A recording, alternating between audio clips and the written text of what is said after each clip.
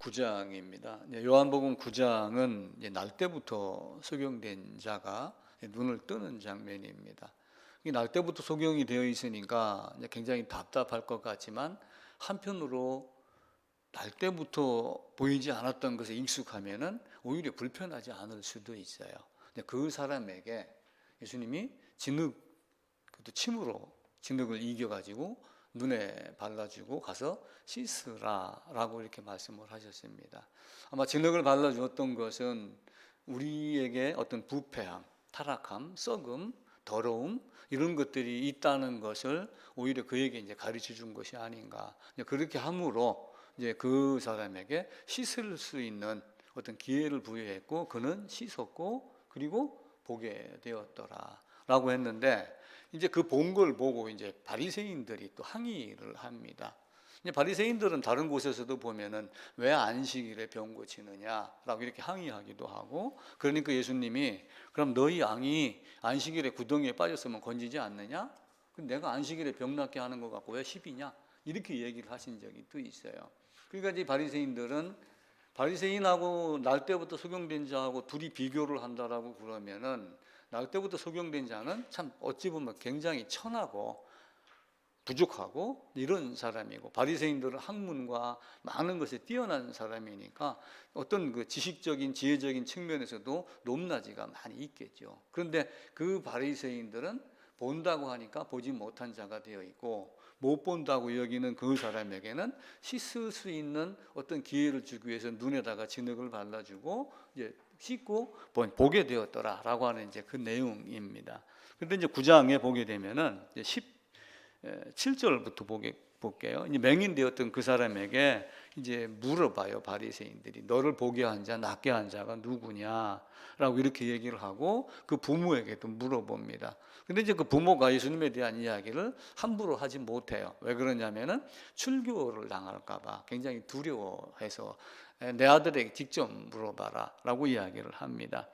그러니까 이제 그 아들에게 가가지고 너를 낫게 한 자가 누구냐라고 이제 물으면서 이야기를 해요. 24절부터 28절까지만 같이 읽읍시다. 이에 그들이 맹인되었던 사람을 두 번째 불러 이르되 너는 하나님께 영광을 돌리라. 우리는 이 사람이 죄인인 줄 아노라. 근데 예수님이 죄인으로 이제 여기는 거예요. 예수님을요. 25절입니다. 대답하되 그가 죄인인지 내가 알지 못하나 한 가지 아는 것은 내가 맹인으로 있다가 지금 보는 그것이니이다. 그들이 이르되 그 사람이 내게 무엇을 하였느냐? 어떻게 내 눈을 뜨게 하였느냐? 대답하되 내가 이미 일러서도 듣지 아니하고 어찌하여 다시 듣고자 하나이까? 당신들도 그의 제자가 되려 하나이까? 그들이 욕하여 이르되 너는 그의 제자이나 우리는 모세의 제자다.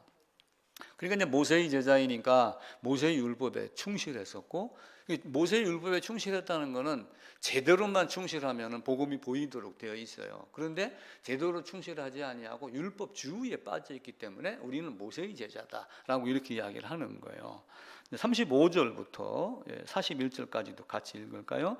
예수께서 그들이 그 사람을 쫓아냈다 하는 말을 들으셨더니 그를 만나사 이르시되 네가 인자를 믿느냐? 대답하여 이르되 주여 그가 누구시오니까 내가 믿고자 하나이다. 예수께서 이르시되 네가 그를 보았거니와 지금 너와 말하는 자가 그이니라. 이르되 주여 내가 믿나이다 하고 절하는지라. 예수께서 이르시되 내가 심판하러 이 세상에 왔으니 보지 못하는 자들은 보게 하고 보는 자들은 맹인이 되게 하려 함이라 하시니, 바리새인 중에 예수와 함께 있던 자들이 이 말씀을 듣고 이르되 우리도 맹인인가? 예수께서 이르시되 너희가 맹인이 되었다라면 죄가 없으려니와 본다고 하니 너희 죄가 그대로 있느니라. 그러니까 우리가 안다 나는 보았다 나는 안다 나는 믿었다 이렇게 하고 그러지만, 예수님이 원하는 믿음이 무엇인가? 예수님이 원하는 보는 것이 무엇인가? 그래서 소경된 자가, 날 때부터 소경된 자가 뭔가 보는 눈이 열리고 마음의 문이 열리니까 믿음이 무엇인가를 찾기를 원했고, 내가 믿나이다라고 하며 눈이 뜨이면은 더 보기를, 더 보는 것을 향해서 나갈 수 있다. 그래서 이 맹인과 바리새인을 빗대 가지고 제가 오늘 설교 제목을 너는 몰라도 나는 안다. 너는 보지 못해도 나는 본다. 그리고 나는 날 때부터 맹인이었지만 하나님의 역사로 이렇게 그 날 때부터 맹인이라는 얘기는 결국 아까 얘기를 드렸던 이 이야기예요. 에덴에서 쫓겨난 아담으로 인해 갖고 밖으로 나와서 에덴에서 나와서 죽음에 이르렀어요. 그 죽음에 대한 이야기를 몇 번 얘기를 드렸죠. 그 죽음은 단순하게 호흡이 끊어지는 죽음을 넘어서 관계 단절, 그리고 오는 고통, 근심, 걱정, 질병, 많은 것들이, 그리고 마지막에는 실제로 죽고 또 그 후에는 형벌까지 포함이 된 것이 아담 너는 선악과를 먹으면 반드시 죽으리라라고 하는 거, 죽음이란 단어 안에 포함이 되어 있는 거예요. 근데 이제 그 죽음을 없애는 죽음을 우리는 십자가로 인해서 죽어야지 되죠.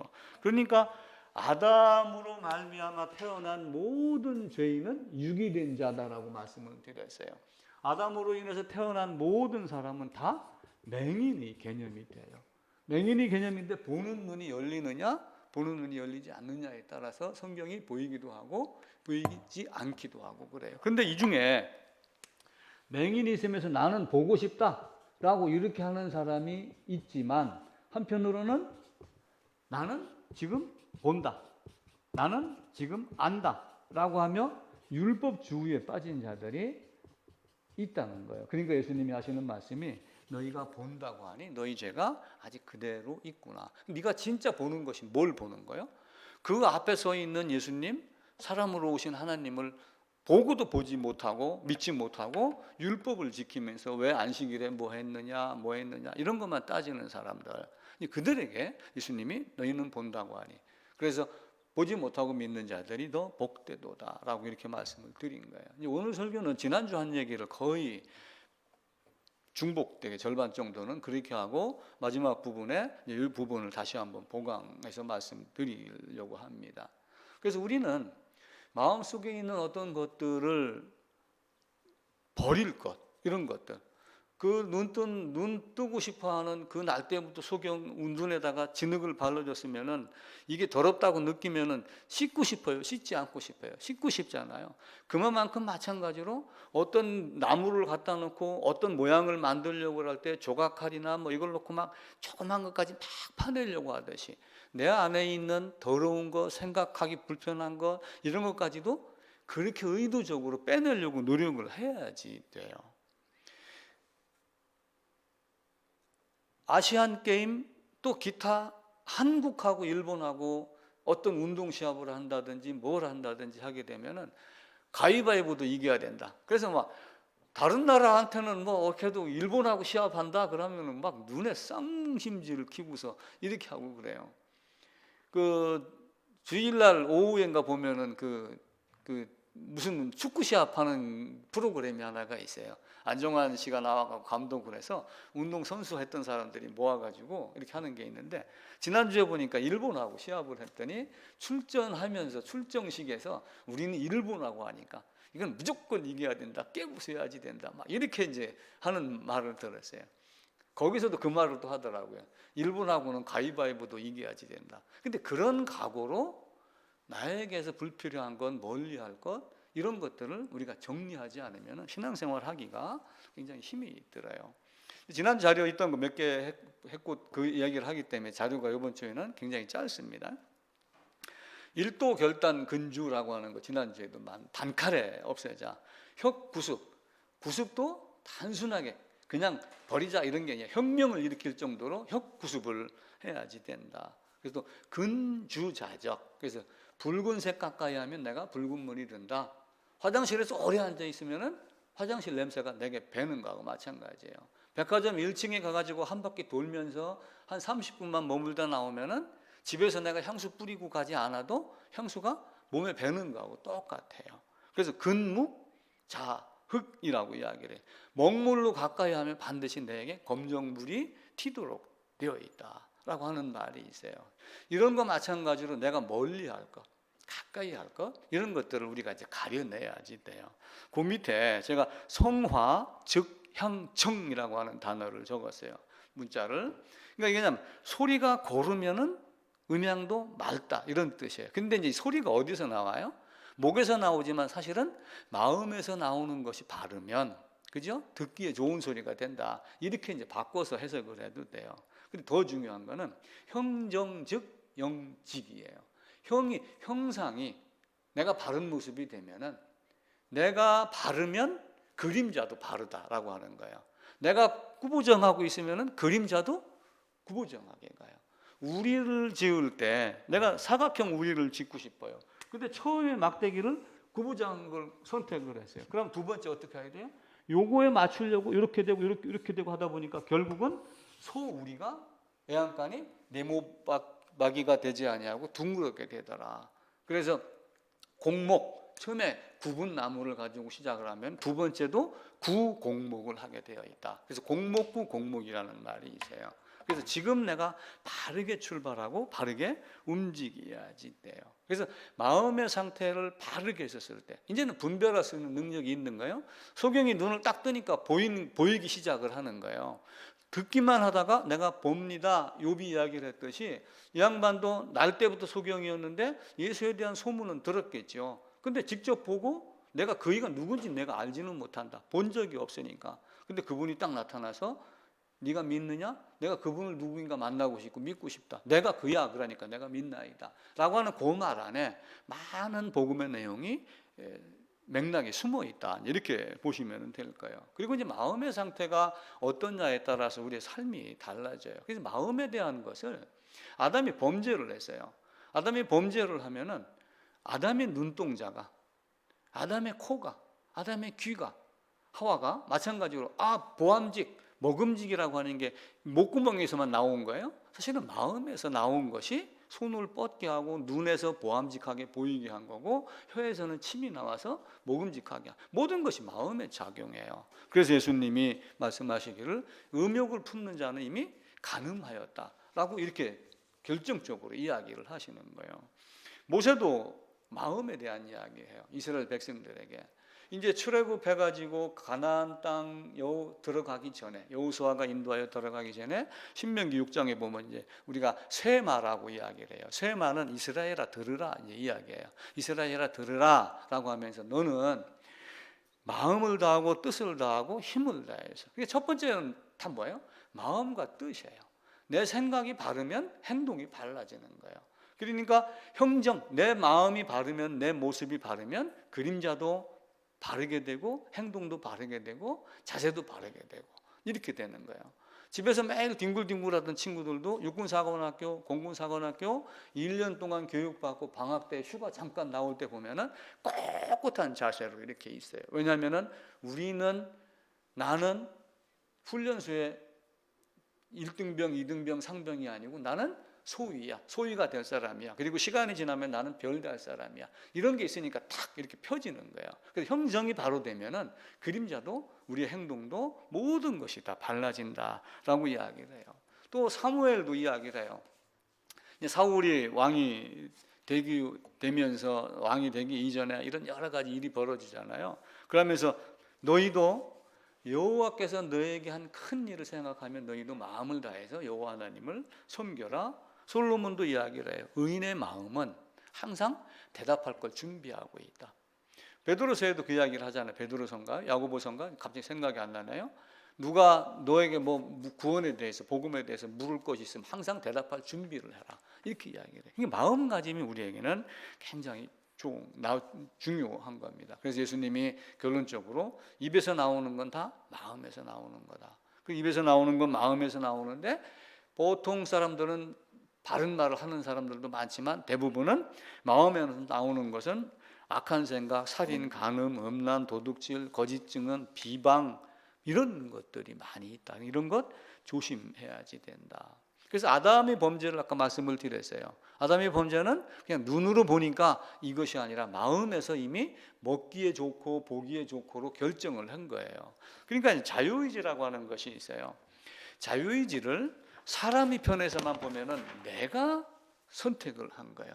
그러니까 아담의 편에서 보면은 인간, 사람, 아담의 편에서만 보면은 누가 선택을 한 거예요? 아담이 선택을 한 거예요. 아담이 이렇게 있는데 여기 있고 너는 이렇게 해서 생명을 먹을래? 아니면은 이렇게 해가지고 사망을 먹을래? 둘 중에 하나. 사실은 선택의 개념이 들어가요. 근데 이제 이걸로 놓고 보면은 이 상태에서 이렇게 이렇게라고 생각할 수 있지만 큰 틀에서 제가 통찰하면 통찰한다고 그랬죠. 인사이트 하면 오버뷰가 되는 거예요.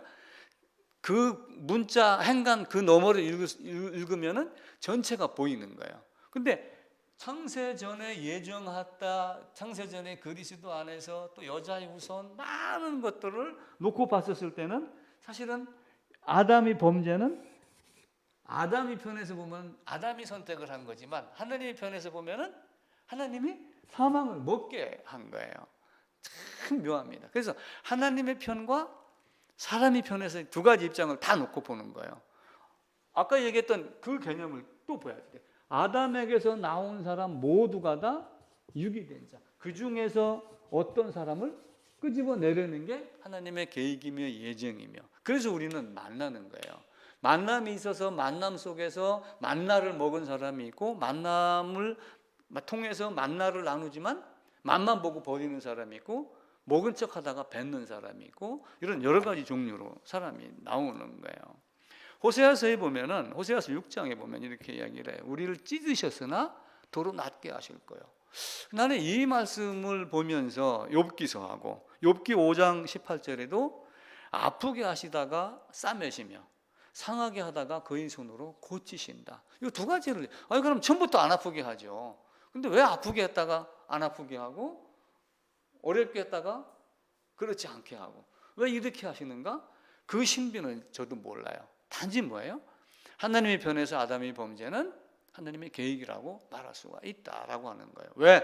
창세전에 그리스도 안에서 예정하셨기 때문에 이미 그리스도가 필요한 조건을 생각하고 사람을 만드는 거예요. 창세전에 하신 거니까. 그래서 아담의 범죄는 하나님은 그렇게 해서 어디다가 담궜다가 끄집어내가지고 내가 이전에 이 상태로 돌아가는 것이 아니라 주님에게만 매달려야지 살 수 있는 존재라고 하는 것을 알게 하는 것이 하나님의 뜻 아닌가. 그래서 성경은 하나님의 기쁘신 뜻, 하나님의 예정. 그래서 요한복음 6장도 말씀드리죠. 아버지께서 아들에게 주신 자. 이 중에서 어떤 사람을 하나 딱 뽑아가지고 아들에게 줬어요.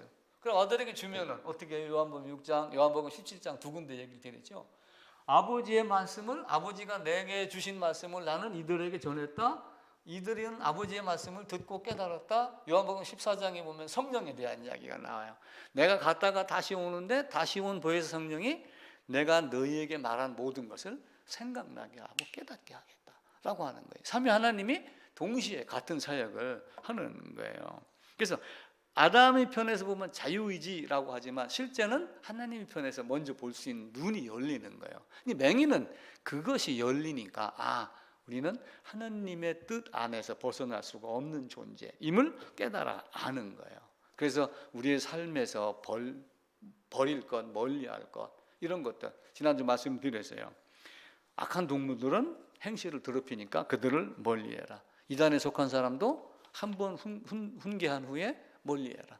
얼마 전에 내가 어느 목사님을 만났어요. 근데 그분이 그 얘기를 하더라고요. 신천지 얘기를 하면서 안 와요? 한번 왔습니다. 그랬더니 뭐라고 하셨어요? 얘기 좀 많이 나눴어요. 그래서 나는 얘기 나눈 적이 없다고. 들어와서 얘기한다고 그러길래 나는 그 눈이네 싫어. 그만 가세요. 내 얘기 들으려면 않고 그렇지 않으려면 가세요. 이렇게 얘기를 했다. 그랬더니 그 양반이 나를 보고 호흡을 웃더라고요. 내가 너무 좀 심하게 얘기를 했는지는 모르겠어요. 그 성경대로 저는 이제 그렇게 이야기를 한 거예요. 그래서 그리스도의 교훈을 갖지 않고 온 사람은 돌려보내라. 인사도 하지 말라. 그런 정도로 이야기를 한 거예요. 그리고 예수님도 제자들에게 멀리 보내면서 누구를 만나면 인사하지 말라 이렇게 이야기를 했어요. 그런데 이제 풍습을 알면 그게 또 보여요. 우리가 예를 들면 어딜 여행을 갑니다. 여행 가다 오랜만에 어떤 사람을 만나요. 그러면 어디가? 나 지금 서울 가는 중이야. 그래 갔다 와. 이렇게 하면 인사가 되는 거예요 사실은. 그런데 오랜만에 만났다고 서울 가는 거 잊어버리고 거기서 우리 차나 한잔 할까? 차 한잔 하신 김에 막걸리 한잔 할까? 이렇게 하다가 날 새는 사람들이 있어요. 그러니까 유대인들의 인사 습성이 영화 같은 거 한번 봐보세요. 아랍 사람들, 아랍인들 영화에도 나오잖아요. 우리는 그냥 악수하고 지나가고 안녕하고 이렇게 가는데 그들은 어떻게 해요? 양팔을 잡고 이렇게 한번 부딪히고 이렇게 부딪히고 이런 거 있잖아요. 그 징기스칸도 사실은 그렇게 해서 죽임을 당한 거예요. 지나가는데 친구요 이리 와서 식사하고 가시게. 근데 그걸 거절하면은 친구가 아닌 개념으로 되는 거예요. 그래서 그 말에 그들이 나를 죽일 원수인 걸 알고서도 그 자리에 앉아서 그들이 주는 음식을 받아 먹고 죽은 거예요. 그런 정도로 오다 가다 만나면은 이렇게 거칠의 형식으로 인사하고 아는 척하고 하는 것들이 시간을 많이 지체한다. 그래서 인사도 하지 말라 이렇게 얘기를 한 거예요. 근데 이제 이단의 경우는 얄짤없이 필요 없으면 잘라버리는 그런 능력도 있어야지 돼요. 그래서 우리가 이제 훈련을 받고 성경을 보고 기도를 하고 많은 것을 하지만 아주 강인한 마음을 가져야지 돼요.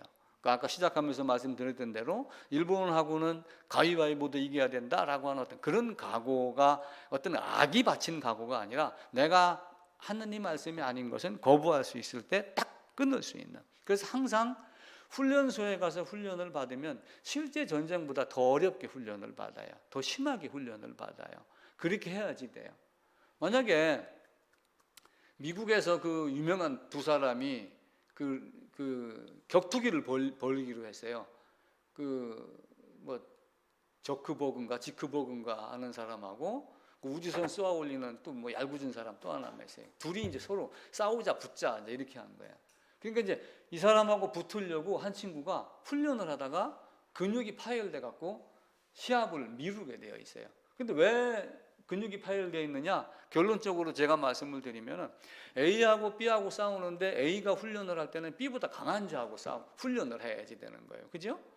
내가 고등학교 야구팀하고 야구를 한다. 그러면 대학교 정도 되는 팀하고 훈련을 해야지 이길 거 아니에요. 고등학교하고 씨름을 하는데 중학생 데려다 놓고 연습해갖고 이기겠어요? 그래서 항상 더 강하고 심도 있고 깊게 이렇게 훈련을 해야지 돼요. 내가 어떤 존재인가를 그렇게 해서 자꾸 깨달아 나가는 거예요. 지난주 전가교리를 이야기를 드렸죠. 전가교리가 맞을 수도 있고 맞지 않을 수도 있어요. 궁극적으로는 전가교리가 사실은 맞지는 않아요. 왜 그러냐면은 일반적으로 전가교리를 이야기를 하는 것은 아담 때문에 내가 죄가 됐다, 아담 때문에 내가 죄인이 됐다라고 이렇게 생각을 하는 거예요. 그러니까 보통 사람들은 나는 죄가 없다, 나는 착하다, 나는 착함, 나는 선, 나는 의, 이런 식으로 나는 이렇게 생각을 하고 살아요. 그런데 갑자기 전가라고 하면서 너는 아담 때문에 죄인이 됐어, 이렇게 얘기하면 쉽게 받아들여지나요? 나는 절대 죄가 아닌데, 죄가 없는데, 난 죄진 적도 없는데, 나는 하늘을 우러러 한 점 부끄럼 없이 살았는데 너는 죄인이야, 이렇게 얘기한다라고 그러면 이 전가라고 하는 개념이 사람들은 싫어하는 거예요. 근데 전가가 어떻게 전가가 돼요? 이 아담 속에 있는 게 나한테 그대로 오는 거예요. 그 다음에 시골 가면은 여기 도토리 나무가 있어요. 도토리가 땅에 떨어져요. 그럼 그 도토리가 드르르 굴러가요. 좀 밑에서 썩어가지고 썩는 게 아니라 죽으면서 씨앗이 돼서 다시 뭐가 돼요? 도토리 나무가 되죠. 호박을 이렇게 심어요. 이 안에 호박씨가 여러 개 있어요. 근데 이 호박씨를 1000년 뒤로 보관을 하고 싶어요. 근데 진공 보관해도 될지 안 될지, 냉장 보관해도 1000년 동안 이게 똑같은 씨가 갈지 안 갈지 그거 몰라요. 어떻게 보관하는 게 제일 좋을까요?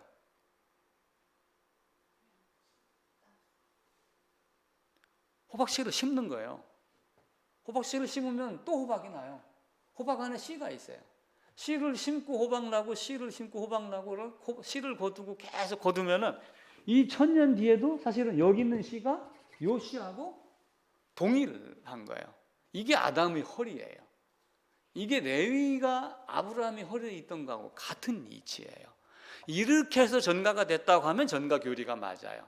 그런데 대부분은 이제 그 펠라기우스 이야기를 제가 많이 하잖아요. 펠라기우스는 대표적으로 나는 죄가 없다, 아담은 아담이고 나는 나야.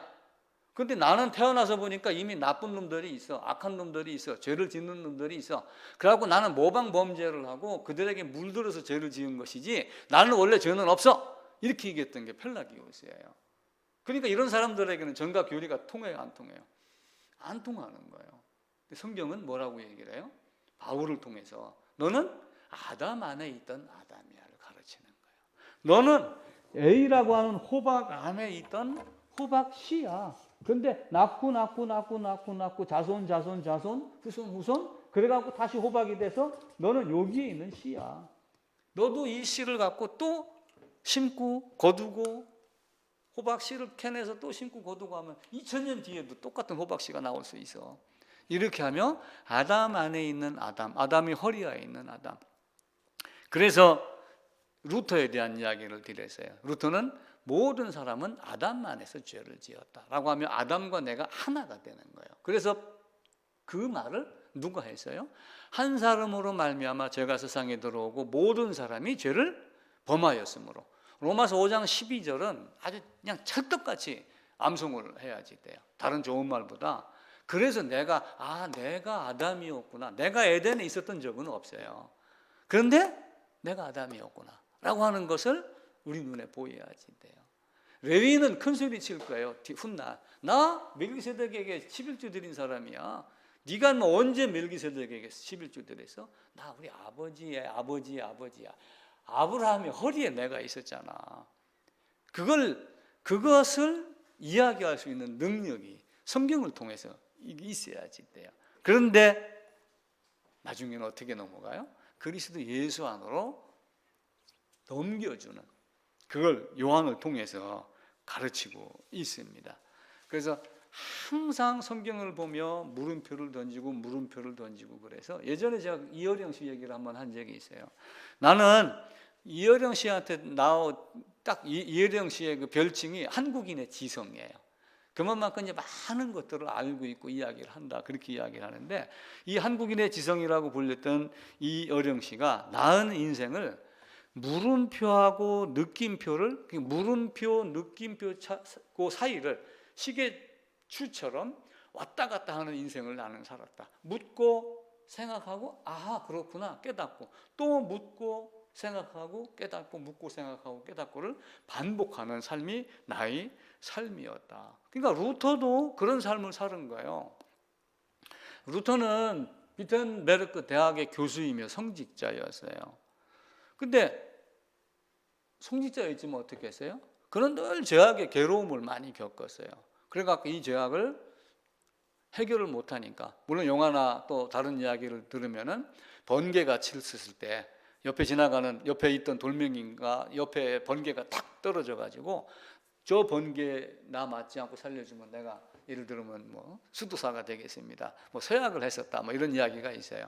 어쨌든 많은 괴로움 속에 수도사가 됐어요. 수도사가 돼가지고 그리고 수도원에 가서 기도하고 했지만 이 기도 가지고는 되지 않았다. 이걸 뒤늦게 깨닫는 거예요. 근데 그렇게 하면서 늘 물음표를 가지고 있는데 한쪽에서는 어떻게 했어요? 교회라는 건 뭐예요? 성경 말씀 갖고 형벌 가르치고 죄사함 가르치고 죄사함 받은 자들이 한 자리에 모여서 하나님 찬양하고 예배하고 그리고 자기의 삶을 나누고 그리고 함께 극복해 나가고 서로 의지하고 말씀으로 도움 주고 받고 그게 교회의 모습이에요. 근데 그때의 교회가 그렇지 않았어요. 면벌부 주고 동그랑 땡 하고 동전 떨어지는 소리 나면은 너 죄 7년 사함 받아서 너 100년 사함 받아서 네가 열심히 하면은 이미 연옥에 가 있는 연옥 이론을 만들어서 연옥에 가 있는 네 할아버지도 더 천국으로 옮겨갈 수 있어. 뭐 이상한 교리를 만드는 거예요. 그러다가 루터가 고민 기도 이렇게 하다가 느낌표가 딱 온 게 뭐예요? 오직 믿음이라고 하는 거예요. 오직 믿음으로써 그러니까 이신칭의예요. 칭의라고 하는 거예요. 의롭다 칭함을 받는 거. 그런데 그거는 뭐예요? 여기서 이는 뭐뭐로써라고 하는 조사의 개념을 가지면 돼요. 믿음으로써 의를 칭함을 받는다. 그러니까 뭐예요? 하나님 나라 가고 하나님의 아들이 되고 하나님 나라의 백성이 되고 하는 건 뭐 갖고 되는 거예요? 내가 열심히 행한 것 오직 믿음으로써 칭함을 받는 의다라고 하는 것을 가르치는 거예요. 루터는 그 예수님이 빌라도에게 재판받기 위해서 기어 올라갔던 그 28계단 그 스칼라 상타라고 하는 그 계단을 올라가면서 겨우 내려오고 기어 올라갔다 내려오고 또 저만큼 가다가 다시 또 뛰어 올라가고 이렇게 했지만 결국은 믿음이었다라고 하는 것을 알고 그 대학 교회에다가 이제는 어떻게 했어요? 우리 한번 이야기 한번 해봅시다. 교황나흘이 이렇게 해서 97개의 논제를 내놓고 1517년에 종교개혁이 시작이 됐어요. 그러니까 기독교는 어디에서 나온 거예요? 기독교의 뿌리가 어디예요? 기독교의 뿌리. 사람들은 이렇게 갖고 천주교가 있었는데 여기서 이렇게 가지고 기독교가 나왔다. 이렇게 생각을 해요. 맞아요, 틀려요? 틀려요. 원래부터 기독교예요. 또 어떤 사람은 유대교에서 기독교가 나왔다. 이렇게 생각하는 사람도 있어요. 근데 아니에요. 원래부터 누구예요? 여자의 후손이에요. 원래부터. 여자의 후손인데 유대인은 사용을 한 거고 유대인들이 쓰임을 받으면서 자기들이 유대교라고 만드는 거지 실제는 다 여자의 후손, 이삭으로 말미암아 다윗의 후손 그래갖고 이렇게 오는데 격길로 빠져버린 거예요. 격길로 빠진 거를 다시 원이 취한 거예요. 이게 기독교의 개념이에요. 그래서 잘못 알면은 사람들은 여기는 큰 집, 여기는 작은 집, 이 말에 이렇게 헷갈리는 분들이 많이 있어요. 근데 여자의 후손 처음부터 창세전에 그리스도 안에서 예정한 그 기독교가 계속 내려오다가 격길로 빠진 거예요. 그래서 다시 원위치로 되돌린 것이 종교개혁의 의미가 되는 거예요. 그렇게 해가지고 종교개혁이 1517년도에 시작이 됐는데 믿음 이신층이는 복음서에서 예수님 부활하고 몇십 년 안에 서기 100년 안에 이미 1500년 전에 이미 기록이 다 돼 있는 거예요. 돼 있는 걸 격길로 빠졌다가 뒤늦게 뒤통수를 맞고 다시 돌아온 거죠. 그러면은 그동안에 또 어떤 그럼 1517년도에 그렇게 해서 종교개혁이 시작이 됐으면 계속 바른 길로 가나요? 그렇지 않아요. 중간중간에 곁가지들이 계속 많이 나오는 거예요. 그리고 또 하나는 뭐예요? 이제 복음서 마태복음 19장인가 누가복음 18장인가 이런 여러 군데를 보면은 재물 많은 청년이 나와요. 예수님 앞에 가서 내가 어떻게 해야지 영생을 얻습니까? 이거 해라 저거 해라. 그러니까 난 어려서부터 다 지켰습니다. 난 다 했습니다. 이렇게 계속 이야기를 해요. 근데 그렇게 이야기하는 사람들이 이제 뭐냐면은 그러니까 아르미니우스라고 제가 말씀을 드렸죠.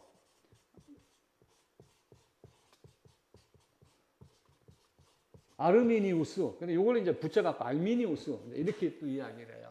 우리가 코리안 이렇게 하듯이 알미니안이란 말로 또 이야기를 해요. 근데 이 알미니안이라는 주의가 아르미니우스가 1517년도에 종교개혁을 했는데 약 102년이 지난 시점에 또 엉뚱한 사람이 나와가지고 믿음이 아니고 아무리 믿음을 이야기하지만 내가 허락하지 않는 믿음은 없어. 쉽게 얘기하면 이런 개념이에요. 예수님이 우리에게 은혜를 베풀지만 내가 뭔가를 도움을 줘야지 돼. 내가 협력을 해야지 돼. 그래도 예수님이 복음을 제시했지만 내가 예스하고 받아들여야지 돼. 이 개념을 갖는 거예요. 이게 이제 아르미니우스, 알미니우스 이렇게 이야기 이제 그 단어가 이제 왔다 갔다 하는 거예요. 그래서 모든 인간의 본성, 어떤 학자가 이야기를 했어요. 모든 인간의 본성은 알미니안주의다. 아르미니우스주의다. 무슨 얘기예요? 모든 인간은 자기의 힘, 자기의 학문, 자기의 지식, 자기의 지혜를 말씀보다 앞세운다는 거예요. 혹은 말씀을 앞세워도 거기다가 플러스 알파에서 내 것이 들어가지 않으면 안 된다. 예수님이 그렇게 말씀하셨지만 믿고 안 믿고는 나의 차원이다. 내가 믿은 거야 라고 이렇게 이야기를 하는 것들이 알미니안주의예요. 그러면은 우리가 요한복음 17장, 6장 이렇게 몇 군데 보면서 이야기를 했잖아요. 그러면 에베소서 2장 8절 한번 찾아보세요. 에베소 2장 8절은 뭐에 돼 있어요?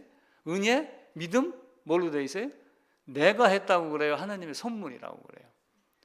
사도 바울은 하나님의 선물이라고 딱 잘라 미리 이야기를 해요. 그런데 중간중간에 이런 경우들이 계속 발생을 하는 거예요.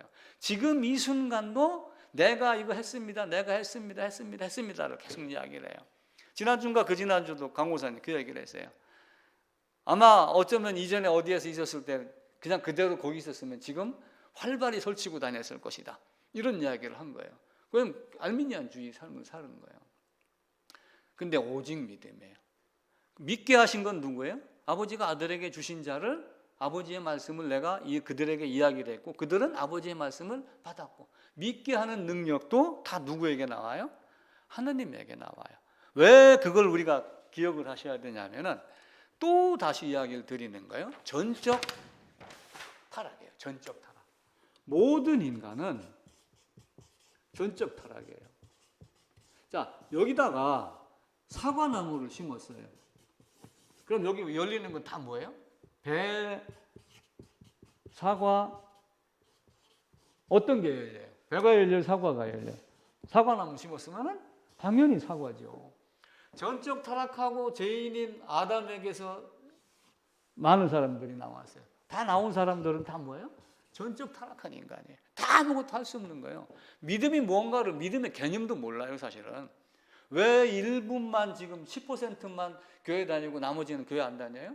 믿음이 뭔지 모르기 때문에 그래요, 사실은. 믿음이 뭔지, 믿음을 갖다 줘도 이게 어떻게 믿는 건지 깨달을 수 있는 능력이 인간에게는 전적 타락했기 때문에 사실은 없어요. 근데 이제 이들에게 아까 아르미니우스 주의, 이 사람들이 1600년도 들어서면서 또 이의를 제기하는 거예요. 이신칭의가 아니라, 이신칭의는 맞지만 결국 그 믿음 안에는 나의 역할이 있어야지 된다, 이런 개념으로 접근을 하니까, 도르트라는 데서 도르트 신조가 있어요. 도르트 얘기를 드리죠. 1618년부터 19년까지 6개월간 약 154번의 해압을 거쳐갖고 너희들이 얘기하는 거 틀린 거야 라고 하며 5가지의 요점을 딱 이야기를 한 거예요. 딱 정리를 하면은 그게 자료 제일 뒷면에 보면은 그 내용이 나와요. 자료 제일 뒷면 쪽에 보면은 같이 한번 보면서 볼게요. 칼빈의 5대 교리라고 제가 적어놨어요.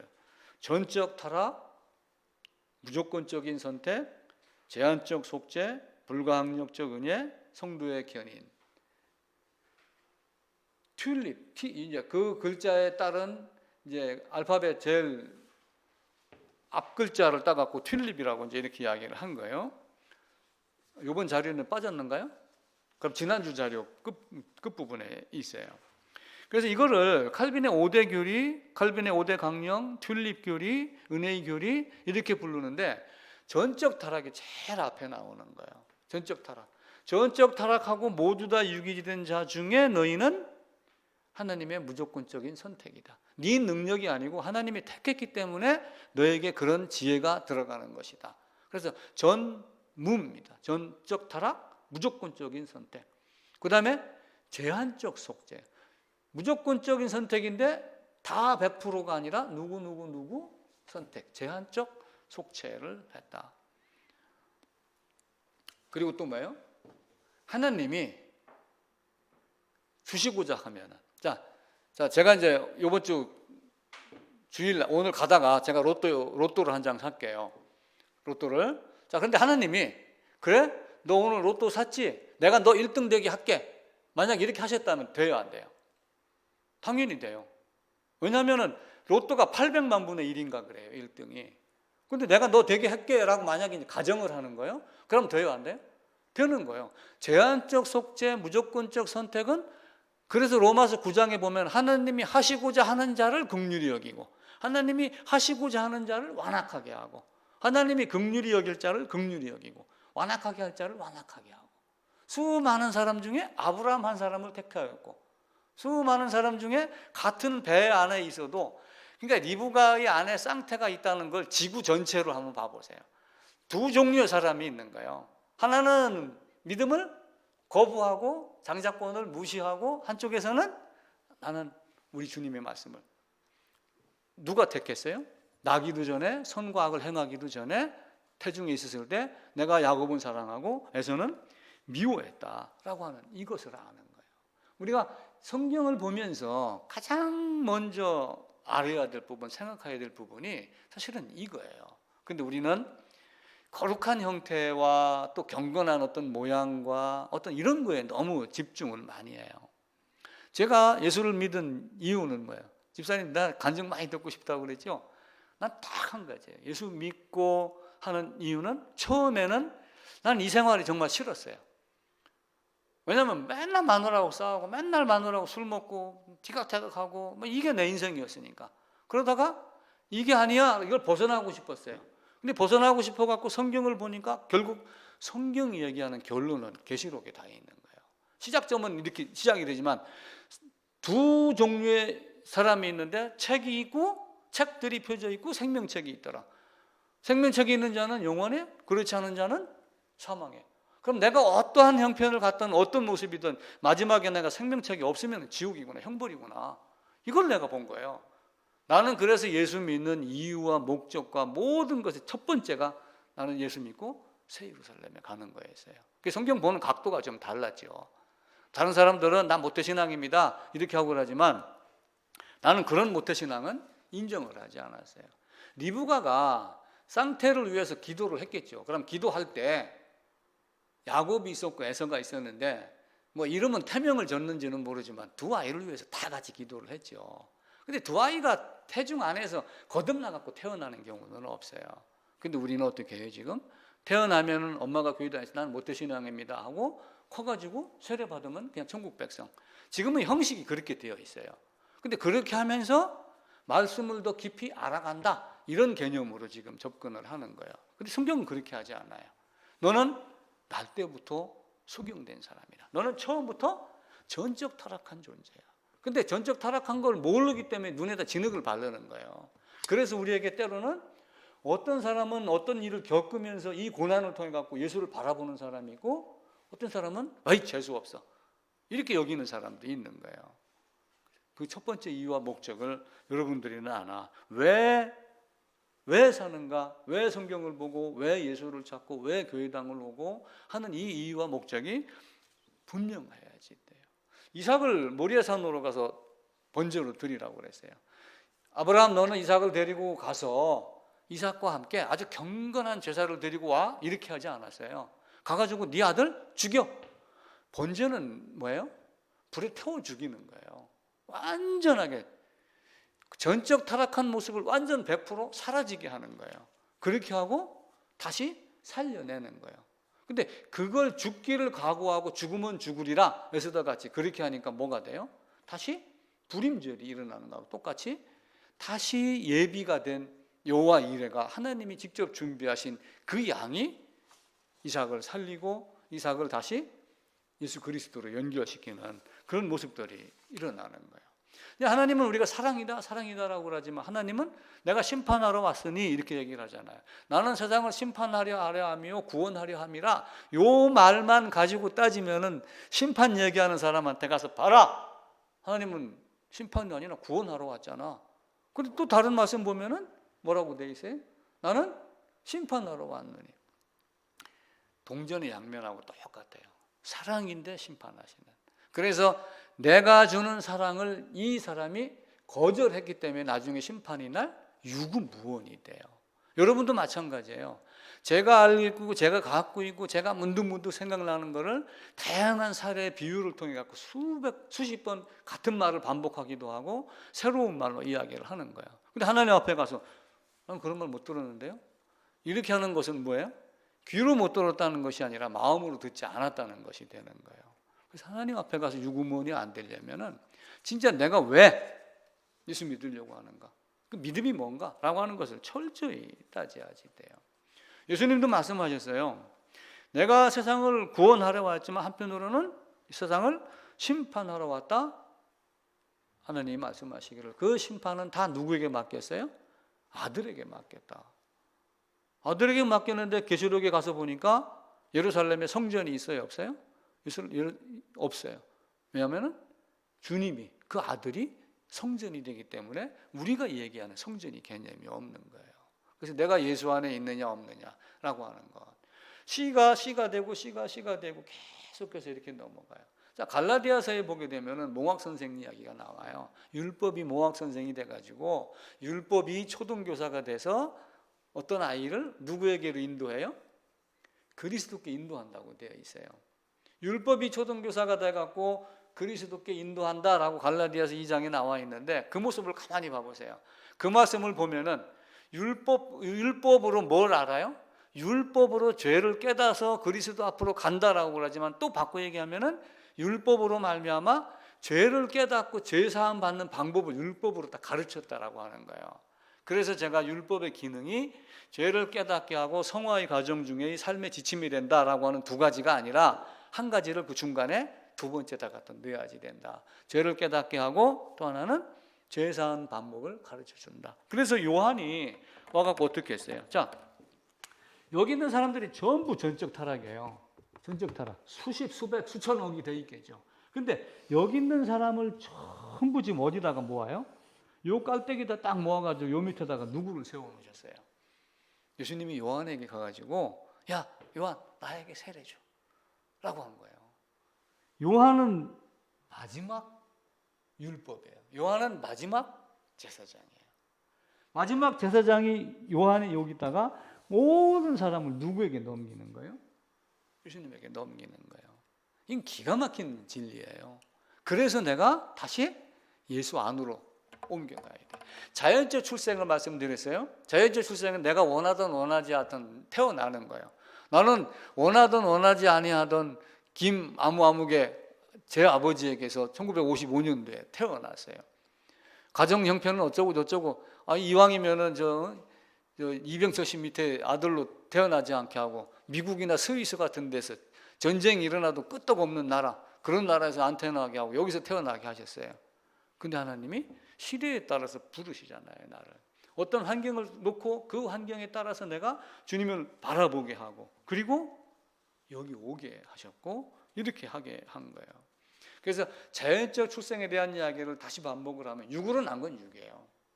이삭도 아브라함도 육으로 난 건 육이었어요.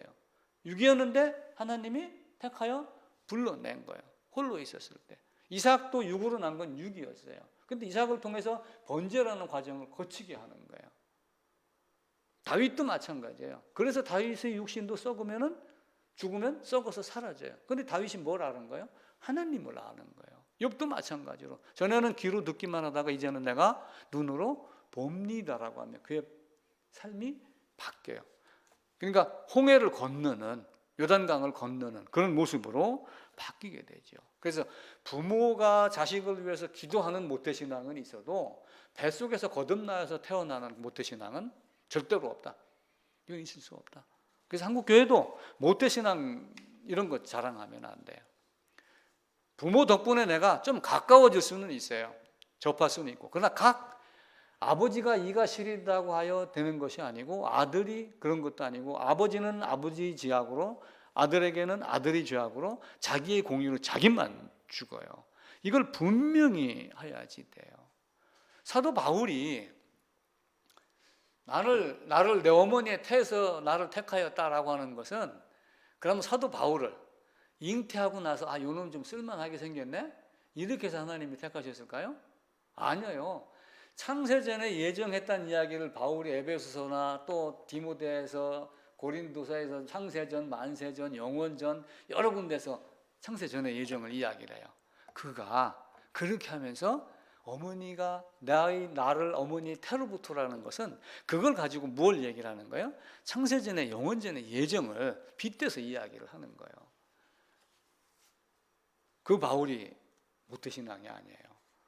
그 율법주의자가 하나님이 거듭나게 하는 자연적 출생에 되어 있지만 그런 과정을 거쳐서 거듭나야지 하나님의 자녀가 되는 거예요. 그래서 예정은 일방적이다, 성취는 쌍방적이다고 그랬죠. 근데 이제 쌍방적으로 이제 오해를 하는 거예요, 알미니안주의자들이. 그러니까 뭐예요? 나는 내가 좀 이렇게 열심히 하면, 이렇게 노력하면, 그리고 이런 정도 내가 믿나이다라고 하고 소나무 뿌리를 잡아야지 믿음이 생기는 걸로 생각을 한단 말이에요. 설령 소나무 뿌리를 잡는다 할지라도 잡게 하는 것도 누가 하는 거예요? 하나님이 하시는 거예요. 이게 하나님의 주권이라는 거예요. 하나님의 나라, 하나님 나라의 백성, 하나님의 주권, 이걸 우리가 인정하는 것은 결국 뭐예요? 모든 것이 하나님에게로, 만물이 주에게서 나오고 주에게로 돌아간다라고 하는 것을 철저하게 깨닫는 거예요. 이게 아닌 상태에서 나의 것이 이만큼이라도 들어가면은 99.9%는 100%가 아니다. 이 개념을 알아야지 돼요. 그래서 아까 에베소 2장 8절 말씀드렸죠. 믿음도 하나님의 선물이에요. 그래서 저도 지난 과거를 보면은 하나님이 이런 과정을 거쳐서 나를 여기 오게 했구나. 그런데 그 과정을 거치다가 어느 날 어떤 선을 넘는 시간이 나한테 있었구나라고 하는 것을 나는 아는 거예요. 근데 이제 뭐 구원받아 이런 사람들처럼 몇 년, 몇 월, 며칠, 몇 시 이 개념이 아니라 내가 이렇게 전적 타락했다가 이렇게 어떤 방법, 하나님이 말씀하시는 그 방법으로 이런 믿음을 나에게 주셨구나. 그래서 제가 깨달은 믿음 중에 대표는 연합이에요. 연합. 아담과 연합, 둘째 아담과 연합. 연합이 돼 있었을 때 모든 것이 다 돼요. 그래서 하나님 안에서 우리가, 근데 이게 보이는 것은 내가 전적 타락이라고 하는 전제 조건이 있어요. 전적 타락이 아니고 내게 이만큼이라도 능력이 있다라고 하게 되면 그건 안 돼요. 내가 어려서부터 다 지켰습니다. 재물 많은 청년은.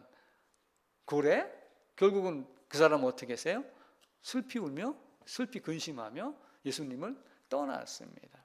그럼 결국은 그는 율법을 많이 알아도 안 된다는 거예요. 그래서 루터가 말하기를 나는 아담 안에서 죄를 지은 범죄야. 그리고 성경의 이적, 기적, 성경의 역사 이런 걸 다 꿰뚫고 있어도 그것 가지고 복음을 안다고 말할 수 없다. 이렇게 단정적으로 쫙 잘라서 말하는 거예요. 대표적인 인물이 누구예요? 아볼로. 유다가 예수님을 배신한 거는 예정된 거예요, 안 된 거예요? 이미 예정이 된 거예요. 시편 41편에도 보면은 나와요. 유다에 대해서. 그런 정도로 모든 것이 하나님의 계획이며 하나님의 기쁘신 뜻이며 다 그렇게 돼요. 그 뒷부분에 이제 1번, 2번 해갖고 제가 8번인가 9번까지 적어 놓은 거 있어요. 하나님은 영원 전부터 특정한 사람들을 생명으로 예정했습니다.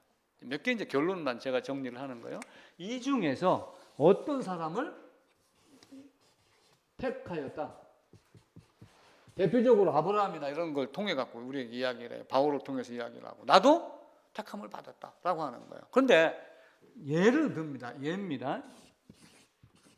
택함 받은 사람이 10명이었어요. 10명. 10명인데 가만히 지나다 보니까 저쪽에 하나 좀 쓸만한 놈이 한 놈이 더 있어요. 에이, 한 명 더 플러스 하자. 11명. 이렇게 하시겠어요? 안 하시겠어요? 절대로 안 해요. 하나님의 말씀은, 하나님의 계획은 계획한 대로 성취하지 하나님은 변개하심이 없어요. 거짓이 없고 꾸밈이 없고 다시 바꿈이 없다라고 하는 게 1번의 개념이에요.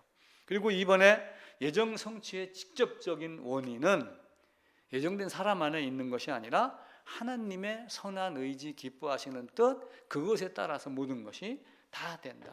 아버지께서 주시고 아버지께서 이끌지 아니하면 누구든지 내게로 올 수 없다라고 얘기했던 그 요한복음 6장, 요한복음 17장, 그리고 에베소 2장 8절 이 말씀을 다시 한번 전적 타락을 알면은 내 힘으로 안 된다라는 것을 알아요. 조오련 씨가 수영 선수였어요. 부산서 목포인가 어디에서부터 제주도까지 헤엄쳐 갔어요. 갈 때 이 망 안에다가 이렇게 그분을 가두고 그 안에서 수영을 하게 했어요. 물살을 이제 방해하지 않게 그물망을 엉성하게 친 거지. 왜냐하면 이제 뭐 상어 뭐 이런 것도 올 수 있으니까. 근데 만약에 그분이 좀 연로해가지고 다리에 쥐가 났다. 막 다리가 막 뒤틀린다. 이런 경우가 있었다라고 한번 해보세요. 그런 일이 안 벌어진다고 장담은 못 하거든요. 그러면 어떻게 해요? 그럼 너는 수영 선수니까 네가 알아서 나와. 이렇게 하나요? 누군가가 구해주지 않으면 안 돼요. 마찬가지로 우리 인생은 하나님의 의로움이 나에게 오지 않으면, 하나님의 은혜가 나에게 오지 않으면 절대로 안 됩니다. 3번, 예정된 사람들의 특정한 수가 이미 결정이 되어 있어요. 누군지는 모르지만 단 우리는 누군가 모르는 거예요. 그래서 이 고구마도 여기 찔러보고 저기 찔러보고 이거 보고 익었나 안 익었나 보는 거예요. 우리가 관계전도라고 해서 이렇게 이야기를 하고 교회당 앉혀놓는 게 그 사람 구원시킨 것이 아니에요. 그것이 시작일 수는 있어요. 그러나 끝내는 뭐예요? 어느 순간 그가 말씀을 깨닫는 순간이 있어요. 근데 말씀을 깨닫는다는 말을 또 한국교회가 굉장히 싫어해요. 깨닫는 게 아주 신비스럽게 여기는가 봐요. 깨닫는 거는 어떤 진리나 이치가 어떤 의미, 어떻게 되어 있는가를 궁금해하면서 연구하다가 아하 그거였구나 라고 아하 하는 게 깨달음이에요 사실은. 그래서 말씀을 깨달은다 그러면 저놈은 믿으면 되지 뭘 깨달아. 저 이상한 단체 아니야? 사람들은 그렇게 생각을 한단 말이에요. 근데 깨달음이라는 것이 있어야지 되는 거예요. 깨달음이 뭐예요? 말씀을 아는 거예요. 바꿔 얘기하면 우리는 하나님을 알고 믿었느니 우리가 여호와를 알자, 힘써 알자. 그 힘써 알아서 알았다라고 하는 게 딱 이거야라고 하는 게 깨달음이란 말이에요. 그게 뭐가 이상한 말이에요? 그래서 이단의 특징이 있어요. 이단의 특징은 어떤 하나를 저거 아니야, 기야, 막 이렇게 막 부인하고 이런 차원을 넘어서 우리가 이거 아니야라고 하는 그걸 붙잡고 이것이 진짜야를 거꾸로 갖다 막 주장을 해요. 그래서 가만히 살펴보면은 이 사람들이 그런 종류의 사람인가 아닌가가 어느 정도 보이기 시작을 해요. 하나님은 결정한 건 바꾸지 않아요. 창세전에 이미 예정했으면 예수님 십자가가 이미 있는 거예요. 그리고 나서 아담이 범죄가 있자 여자의 후손을 드러내요. 그리고 예수님이 이미 기약대로 때가 참에 오셨어요. 갈라디아서에 있는 말씀대로. 그리고 승천할 날이 다가오면 어디로 가요? 예루살렘에 올라가기로 해요. 누가 보면 9장인가에 그렇게 나오죠. 아들도 이미 죽이기로 작정한 거예요. 언제부터요? 창세전에, 영원전에. 그게 놀라운 신비인 거예요. 성경에서 이게 통찰이 돼야지 돼요. 통찰해갖고 오버뷰가 되는 통찰이 있어야지 아하 이게 되는 거예요. 그래서 이 통찰되고 통찰해갖고 통찰이 되면은 여러분이 성경책을 들고만 있고 입으로 설명을 할 수 있어야지 돼요. 뭐 길게 필요 없어요. 학자들 얘기하듯이 뭐 이게 뭐 히브리어 뭐고 헬라어 뭐고 이거 다 부지깽이 불과한 거예요. 배우면 더 좋지만 활용을 잘하면 그렇지 않으면 헛된 이론에 불과한 거예요. 이미 작정됐고 때가 참에 오셨고 승천할 날이 오시고 그리고 승천할 날이 되니까 승천하셨고 십자가 이루어져 하나님 우편에 계시고 모든 것이 다 돼요. 그리고 구원으로 예정되지 않은 자는 그들의 죄 때문에 지옥으로 가요. 자, 모든 자들이 다 뭐예요? 전적 타락하게 되어 있어요. 그럼 여기서 A 빼냈어요. 여기서 Q 빼냈어요. 그럼 나머지는 어떻게 돼요? B부터? 그냥 흘러가는 거예요. 또랑가에 뭐가 봉지가 두두두 몇 개 떠가요. 물살이 조금 빨라요. 건지다 보니까 못 건진 것도 있어요. 그럼 그건 어떻게 돼요? 그냥 가는 거예요. 이미 정해진 그거. 그게 사람에 의해서 되는 것이 아니라 작정된 대로 가는 거예요. 그런데 묘한 거는 이들에게 이 전적 타락된 자들에게 뭐가 있어요? 하나님을 거부하는 특성이 있는 거예요. 아담의 본성에 따라서. 그래서 이들은 핑계할 수 있다, 핑계할 수 없다. 이들도 말씀에 따라서 깨달아가지만 이들은 본성이 그렇게 가는 거예요. 데살로니가 후서 한번 찾아봅시다. 데살로니가 후서입니다.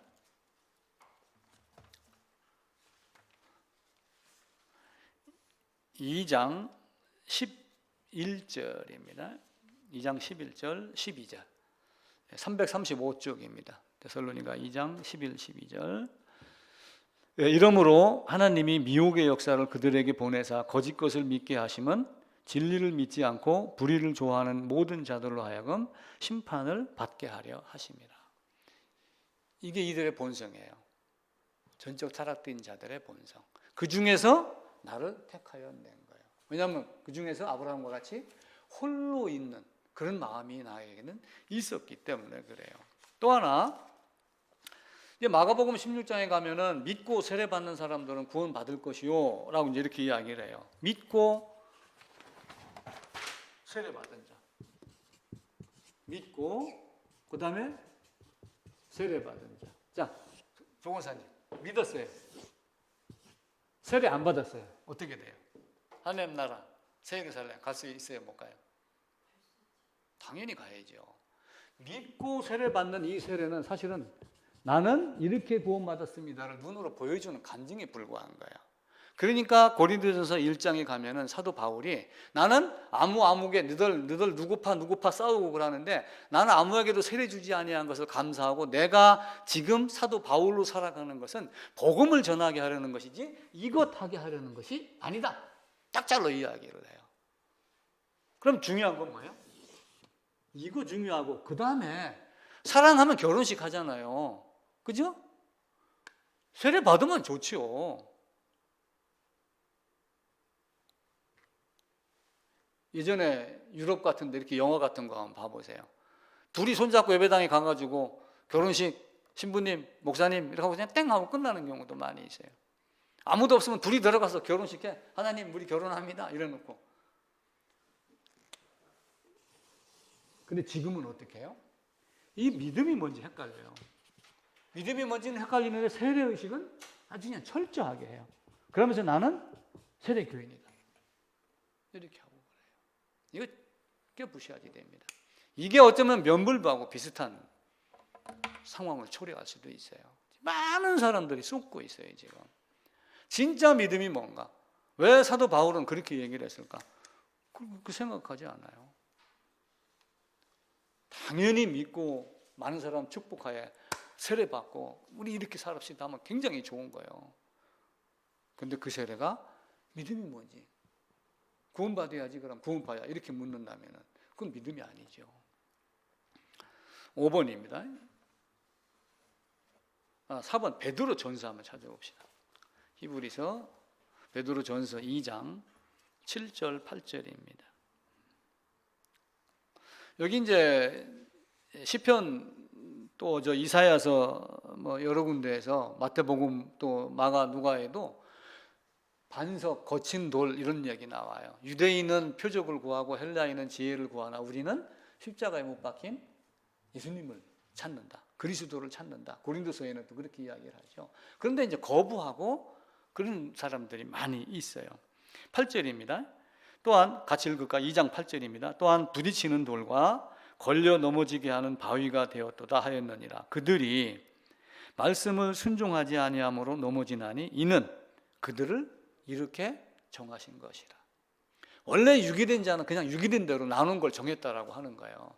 그러니까 왜 누구는 구원 못 받게 했느냐, 왜 유기시켰느냐가 아니라 원래부터 유기된 자였어요. 그 중에서 나를 택한 거란 말이에요. 거꾸로 생각을 하셔야지 돼요. 하나님이 어느 놈은 미워갖고 저 놈은 유기, 너는 선택 있는 그렇게 뿌렸다는 뜻이 아니란 말이에요. 아담이 우선 모든 자는 다 100% 유기된 자였어요. 모두 다 전적 타락한 존재였어요. 그 중에서 무조건적인 선택을 하는 거예요. 몇 명, 누구 제한적 속죄. 그리고 그렇게 하면은 제가 이거 뭐 중앙정보부에서 뭐 들으면 기분 나빠할지 모르지만 만약에 김정은에게 복음이 들어갔다. 김정은이 복음 들어가서 구원 받을 수 있어요, 없어요? 있어요. 하나님이 역사를 하면. 그런데 우리는 빨갱이 그러니까 안 돼. 이렇게만 딱 단정 짓는데 하나님이 하기로 하시고자 하면은 불가항력적 은혜, 저항할 수 없는 은혜가 되는 거예요. 나 같은 사람도 그렇게 했는데요. 나도 원래는 착했어요. 착했는데 좀 못된 짓도 많이 했지만 예수 믿는 것이 성경이 의외로 쉬웠어요. 합리적이었어요. 이치에 딱 맞았어요. 그리고 5번 성령께서 어렵게 하셨다, 소멸된다, 빼앗긴다, 빼앗기지 않는다. 잃어버린 자 절대 눈동자와 같이 지키신다. 6번 진짜 충성된 사람, 순교하는 자는 참 믿음이 있기 때문에 순교하는 거지 그렇지 않아요. 배짱이 있어서 순교하는 사람도 있을 거예요. 혹 몰라도. 우리는 그건 잘 몰라요. 그런데 그 배짱과 담대함과 어떤 사람은 난 죽는 것도 안 두려워 막 하고 껄껄거리는 사람들도 있어요. 물론 간땡이가 부은 사람도 있어요. 근데 하나님이 원하는 것은 한번 올바로 살면은 진짜 목숨 걸고 하나님이 말씀하신 그 길을 간다. 그리고 구원하고 이런 것들은 내가 의도한다고 되는 게 아니라 하나님이 역사하셔야지 된다. 8번 그리스도께서 주신 사람이 되어야지 된다. 그래서 성경은 디모데 전서에는 모든 사람이 구원을 받으며, 그래서 이걸 이제 학자들은 하나님의 예수님의 일반적인 의향이라고 이렇게 이야기를 해요. 하나님의 일반적인 의향. 그런데 실제적으로 성경을 자세히 보면은 하나님은 믿는 자들의 구주라고 얘기를 하셔요. 믿는 자들의 구주, 선택받은 자들의 구주가 되는 거예요. 디모데전서 4장 10절 곧 모든 사람, 특히 믿는 사람들의 구주다. 로마서 1장 16절 복음은 모든 믿는 자에게 구원을 준다. 그러니까 또 아까 얘기했던 걸 거꾸로 다시 돌아가면 내가 믿었습니다가 아니라 믿게 해주셨기 때문에, 믿게 하셨기 때문에 믿은 거예요. 선택된 자에게. 그리고 로마서 4장 11절 믿는 모든 자의 조상 아브라함, 믿는 사람들의 조상. 이렇게 나오는 것 여러 가지. 로마서 9장 꼭 다시 한번 읽어보셔갖고 내가 긍휼히 여길 자 긍휼히 여기고 내가 긍휼히 여기지 아니할 자는 아니하고 내가 하시고자 하면 하고 하시고자 해서 완악하게 할 자는 완악하게 하고 그게 하나님의 뜻이다라고 하는 것. 그리고 그 칼빈의 5대 교리, 튤립 교리, 5대 강령 이렇게 여러 가지로 얘기하는데 첫 번째가 뭐예요? 원래는 순서가 약간 달라요. 다른데 이제 도르트 총회에서 할 때는 순서가 약간 다른데 가장 기본된 것이 뭐예요? 전적 타락에서 시작이 됐기 때문에 전적 타락이 2번인가 3번인가 그래서 이거를 제일 위로 올려가지고 전적 타락, 무조건적인, 제한적, 불가항력적. 그리고 이제 그렇게 된 사람은 충성된 종이 되어서 성도의 견인이 된다. 인내하고 참고 끝까지 하나님의 말씀을 쫓는다.